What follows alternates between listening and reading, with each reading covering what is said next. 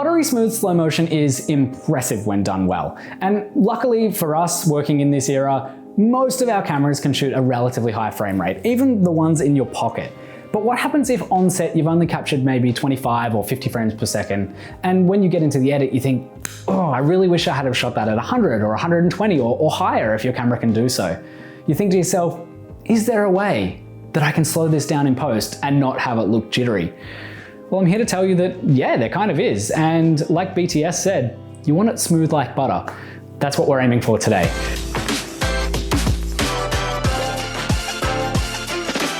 So I'm Tom from Tuts Plus. I'm a filmmaker with a decade's worth of experience working in the camera and lighting departments, as well as editing content.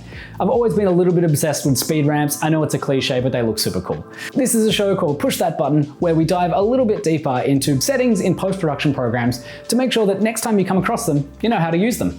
Today, we're looking at Davinci Resolve, and we're looking at a setting called retime and scaling. But more specifically, within that setting, we're looking at two things, optical flow and speed warp, and how they work together to get buttery smooth slow motion way after you've even shot the footage. Now, this video is of course brought to you by Envato Elements. Envato Elements is a really easy to use subscription service that gives you access to millions of digital assets. And not only access, but you get unlimited downloads of those assets. And I'm talking about things like stock footage, photography, great fonts, and video templates for programs like Davinci Resolve, Premiere Pro, After Effects, Final Cut Pro, whatever it is that you're working in. Jump on there right now, click a few buttons, and download these assets to use in your projects right away. The licensing is really simple, so check it out now and subscribe today. The link is in the description below. Let's jump into the tutorial though. So just before we get into the tutorial, I will say, as a bit of a TLDR, this tool doesn't work all of the time perfectly. It's a really powerful tool, and these settings in combination with each other get you some really fantastic results. You do have to be a little bit careful with what kind of footage you're using it on. So I'll take you through 3 different examples of 3 different pieces of footage, and we'll show you a varying level of results. Basically, I will say at the start though, if you want to get the best results using optical flow and speed warp, I think the right approach is to find a piece of footage that has the least amount of motion and complexity in it already, and therefore you'll be able to slow things down nice and easily. The more complex movement in the scene, the harder these tools have to work, so you don't get as good as a result. So I'll leave some time-coded links in the description below if you do want to skip forward to where it works really well and to the cases where it doesn't work as well. But hey, if you want to see the entire process, just sit back, relax, and I'll take you through it. All right, so first things first, we've got to open up Davinci Resolve. And I'm working in Davinci Resolve Studio 17. Now, this is a tool that is only available in the paid studio version. There's a lot of great tools in the free version of Davinci Resolve, so I definitely suggest you check it out. But these tools, specifically Optical Flow and Speed Warp, they are in the paid studio version of Davinci Resolve. So you can see here, I've already started my project, so I'm just going to open this up. And I've got these 3 pieces of footage I mentioned. I've got this group of friends just walking through this tunnel here, having a chat with their coffees. I've got this lady unplugging her Tesla, and I've got this piece of footage of this guy doing a kickflip. Now, these are very different pieces of footage. This one here, not a huge amount of motion except for the guy's hand movements. This one here, not much motion at all, again, except for her hand movements. And then this one here, obviously a lot of motion. All of these are regular motion, 25 frames per second, and we're playing back at 25 frames per second here, with the exception of this shot here, which seems to be shot maybe a little bit slower than normal motion, maybe 30 frames or 40 frames per second. Again, I'm playing back at 25, so there is an element of a little bit of slow-mo in this already. All right, so let's just zoom in on this so we can see what we're working with.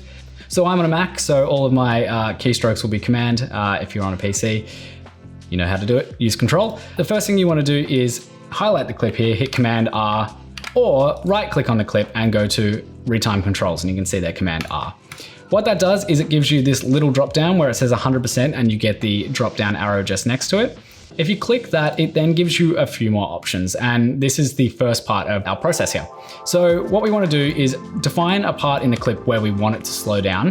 Now, I could slow the entire clip down, but I think it works better when we kind of like speed ramp into it and speed ramp out of it. So we'll find a place in this clip where we want it to slow down.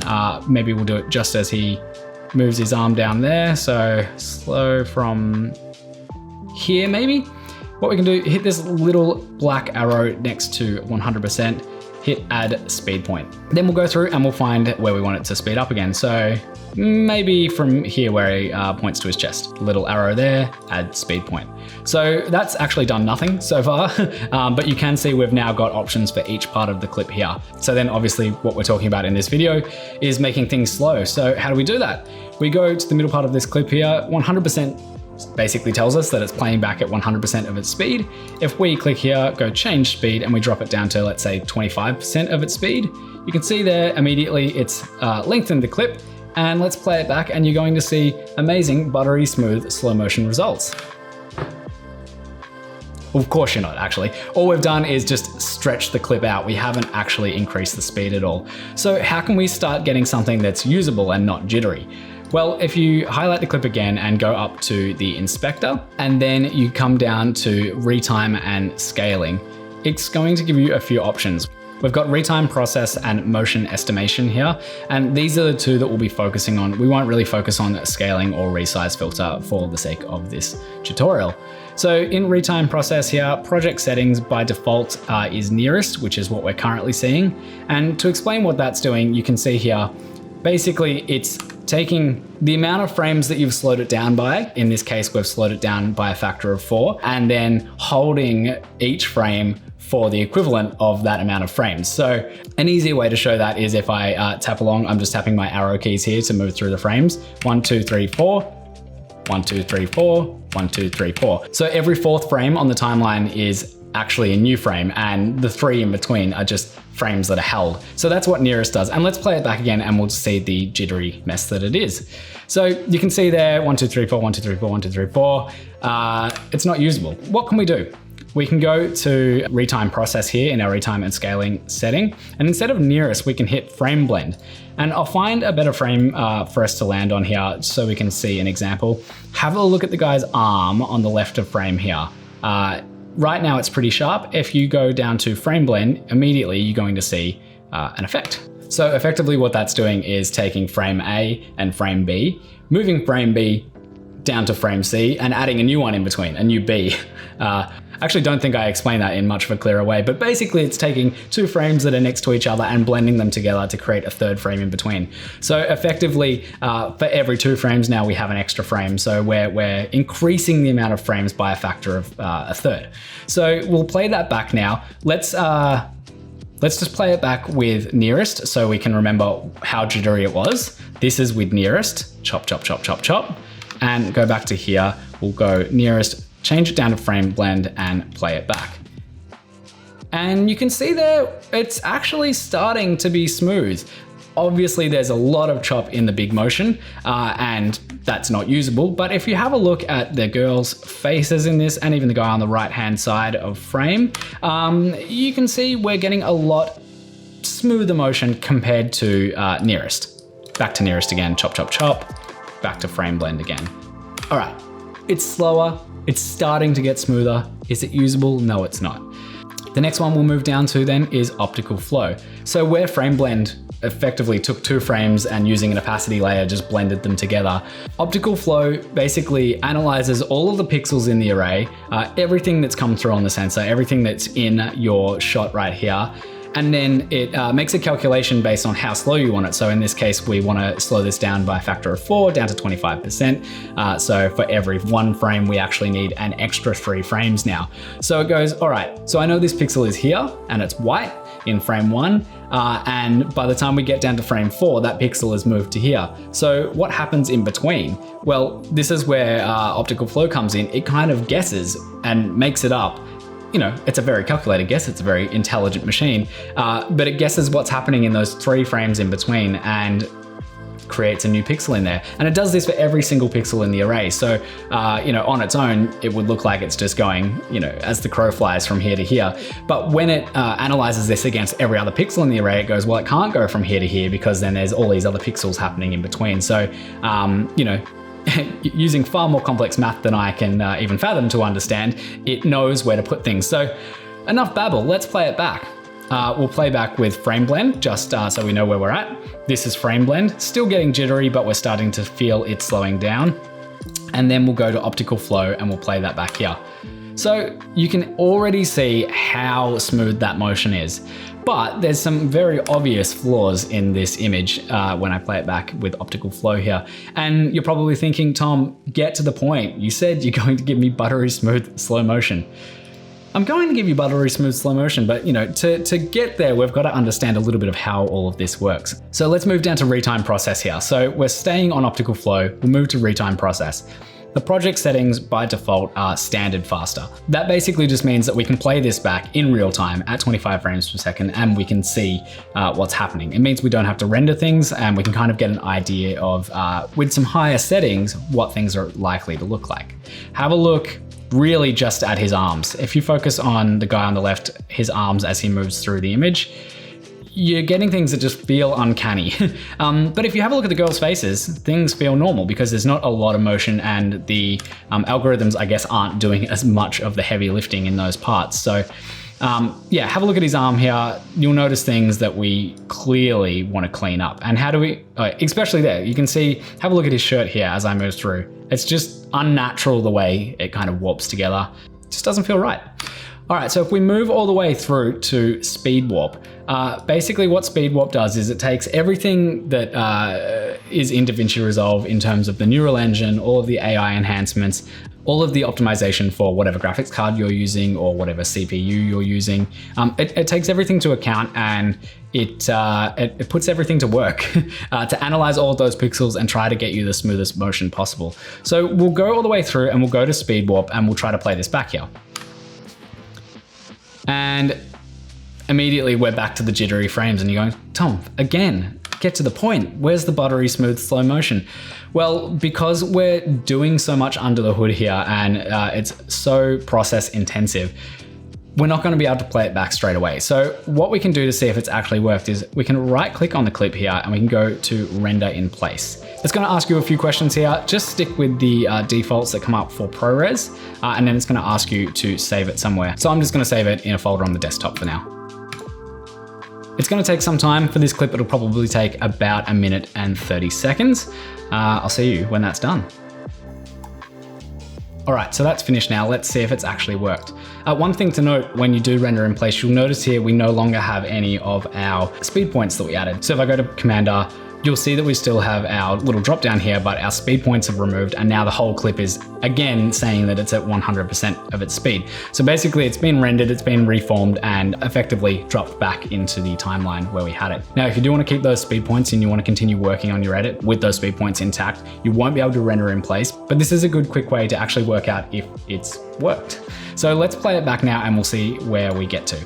Remembering that we have our speed at regular 25 frames at the start, then we slow down to a quarter of that, and then we speed ramp back out of it. Playing back now.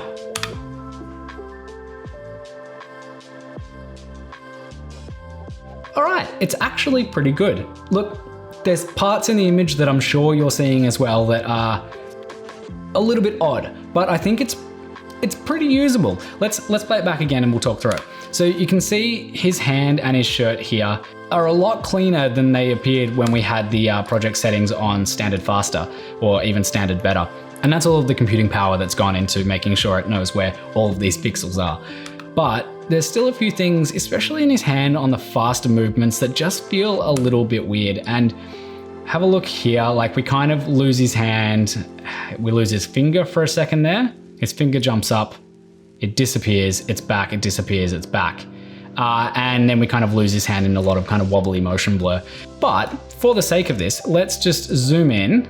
Let's just reframe a little bit and look at the faces of these girls here. Now remember, before we did this, this was just normal 25 frames per second footage. That is smooth slow motion to me. I think there's a lot to be said about these tools in conjunction with each other, but as I mentioned at the start, there are some moments where it doesn't work, I guess, exactly as you want it to. So be careful about where you put those speed points in, making sure that if there are any wild movements to kind of move around that way you want the slow motion to happen. Let's move on to the next clip now and we'll see if we can get a better result. So moving on to this lady here unplugging the Tesla. We'll watch it through very quickly. She is just walking at normal motion. She comes in, she unplugs the Tesla, and then she hangs it back up on the hook over there. So the first thing I'm going to do is hit Command R again and get to our retime controls. And this time we're actually gonna do a bit of a smoother speed ramp. We'll pick our speed points. I'm just going to pick here and our out point around here, add speed point. Now, at the start here, she comes in normal motion. I wanna bring that in, let's say 400%. We'll really overemphasize this, 400%. And on the way out, also at 400%. So we'll play that back now, 400% on the way in, into 100, and back out at 400.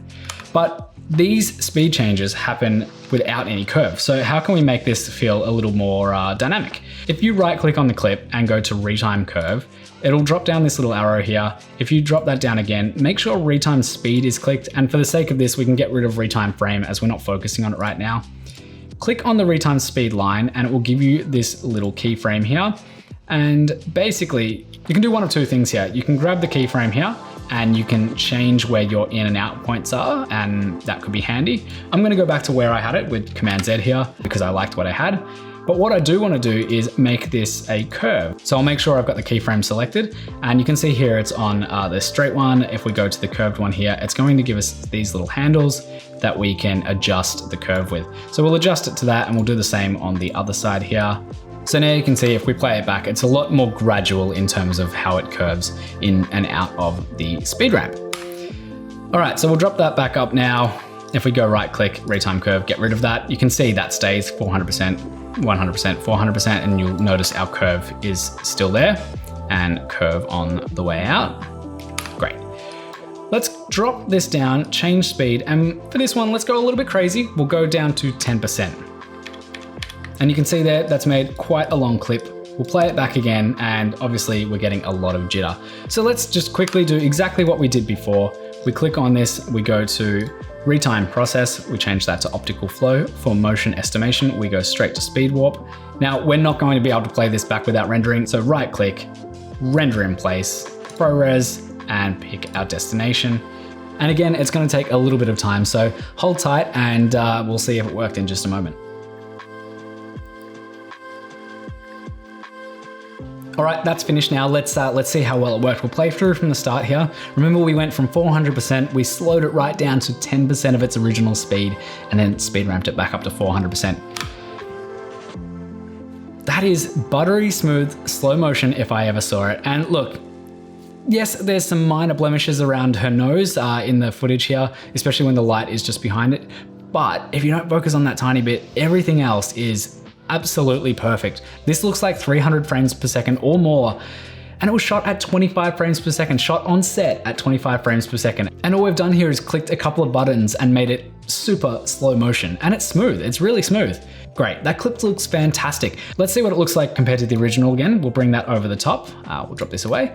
So playing it back, this is normal speed. She walks in, she grabs this out and walks away.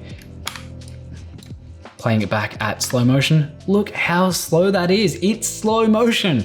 Look, we're working in a fantastic era. There are so many tools at hand here, and this is one where you should certainly push that button. Look, I'm impressed. But I did allude at the start that it doesn't work all the time. So let's move on to that last piece of footage, and spoiler alert, it does not work, and I'll show you why. All right, so we've got this guy, he comes in, he does his trick, and then he skates off. So we'll quickly move through the process again. We know it by now. Command R will find where we want to add the speed point, just about here before he does his trick, and then the other speed point as he rolls away.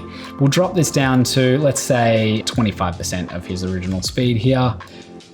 Playing it back, obviously choppy, chop, chop, chop. Let's move straight through, optical flow, speed warp. And you saw a bit of the frame shift around there, especially in the cracks between the tiles here in the concrete. Now, let's not spoil the surprise here. Let's not spoil the grand finale. I'm just gonna render in place and we'll see where we get to. Render in place, okay, okay. All right, we're back for the grand finale. I'm not gonna scrub through this. Let's just play from the start. Let's see how fun we can get.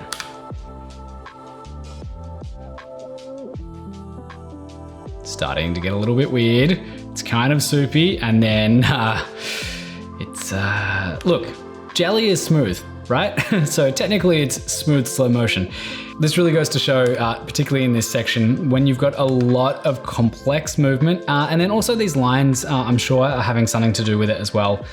When you've got a lot of complexity in your shot here, the algorithm, the neural engine, the AI doesn't quite know what to do with it all. And I guess when a little bit gets out of whack, then it knocks everything out of whack.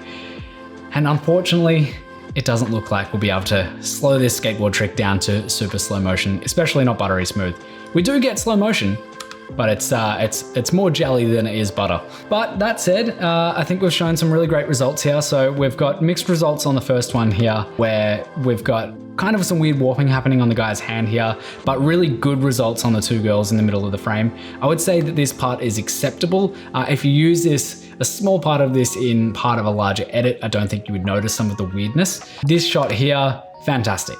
Buttery smooth slow motion from start to finish. It looks like it was shot at a high frame rate. This was only shot at 25 frames per second on set. Wild. That's just wild to me that we live in an era with a couple of button clicks and 15 minutes of render time. We can slow it down to 10% of what it was originally shot at. And then you've got this, which is a bit of a disappointment because, with extreme sports and anything with a lot of complex movement, you want to slow it down and see every part of the frame. But obviously here we're just, we're kind of moving into a bit of a garbled mess. But that's just the experience that I've had. If you've had better experience using Optical Flow and Speed Warp on footage like the skateboard trick or some other high intensity sports clips or anything like that, let me know in the comments. I'm always ready to learn how to use these tools better. Speaking of clips though, I got these from Envato Elements. Now Envato Elements is a really easy to use subscription service that I definitely think you should go and check out if you haven't already. Now you can get unlimited, absolutely unlimited footage. You can get unlimited photos, you can get unlimited music, you can get unlimited templates for things like Davinci Resolve, Premiere Pro, After Effects, and many more. Look, it's one subscription, but you get so many great assets to use right away in your projects. And the licensing is really, really easy as well. So for each asset that you get an individual license to make sure that you don't get any copyright strikes on YouTube and all of that. But yeah, go and check it out. I'll leave the link in the description below, and maybe grab some more footage on there and see if you can get a similar or even better results than I did using Optical Flow and Speed Warp in Davinci Resolve. Thanks for watching the video. If you want to see any more tips and tricks or want us to dive a little bit deeper into some smaller, more obscure settings in programs like Davinci Resolve or Premiere, After Effects, even Photoshop, things like that, let us know in the comments and we'll jump into those things so that you don't have to. Have a great day and enjoy making things nice and slow.